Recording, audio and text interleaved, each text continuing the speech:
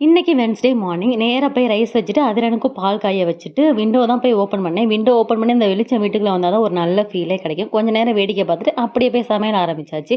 Husband நேத்து வேர்க்கடல வாங்கிட்டு வந்திருந்தாங்க. அத அவிய வச்சுட்டு, அப்படியே குக்கிங்கும் ஆரம்பிச்சுட்டேன். இன்னைக்கு வந்து ரைஸு, சப்பாத்தி, வேர்க்கடலை, தக்காளி தொக்கு. கருவாடு மட்டும் வந்து ஹஸ்பண்ட் செஞ்சுப்பாங்க. நமக்கு அது பட்டுக்கு என்ன பிடிக்காது. வேணும்? என்னம்மா வேணும் பட்டுக்கு?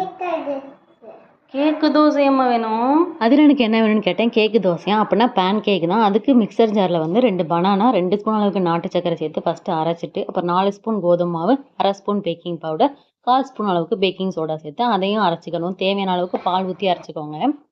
இந்த மாதிரி தோசை மாவு பதத்துக்கு அரைச்சிட்டு மொந்தமா ஊத்தி எடுத்துக்கணும். அவ்வளோதான் பேன் கேக் வந்து ரெடி.